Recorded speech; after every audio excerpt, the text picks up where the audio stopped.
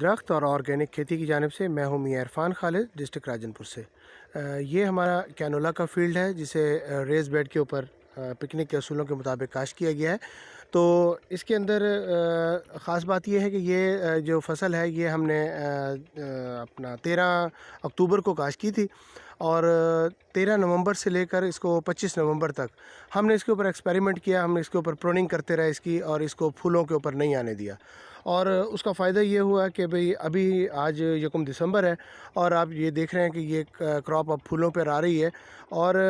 یہ خاص بات یہ ہے اس کی کہ یہ ایک دم پھولوں پر آ رہی ہے، کوئی بھی اس کے اندر پودا ایسا نہیں ہے جو فلاورنگ شروع نہ کر رہا ہو۔ تو اس میں یہ فائدہ ہوا ہے، پلس پوائنٹ ہوا ہے ہمیں کہ یہ فصل جو ہے وہ ہماری ایک دم پک کر تیار ہوگی،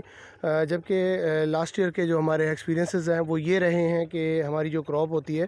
وہ کینولا کی وہ قسطوں کے اندر آتی ہے، ایک دم نہیں آتی، اور اس سے ہمیں یہ نقصان ہوتا ہے کہ ہمیں کچی فصل بعض جگہ پہ کاٹنی پڑتی ہے، اور بعض جگہ پہ وہ فصل جو ہے زیادہ پکنے کی وجہ سے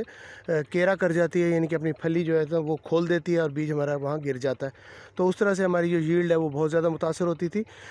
لیکن الحمدللہ اب یہ اس دفعہ ہم نے ایکسپیریمنٹ کیا تھا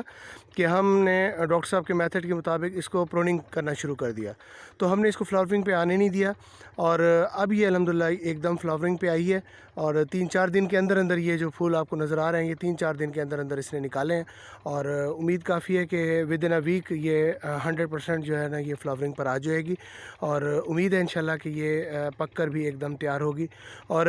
اس کے اندر جو ہے نا ابھی تک کاشت کے بعد اس کو ایک پانی لگا ہے،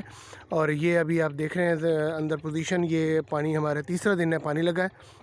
یعنی کہ ہمارے 1.5 مہینے کے اندر اس کو ٹوٹل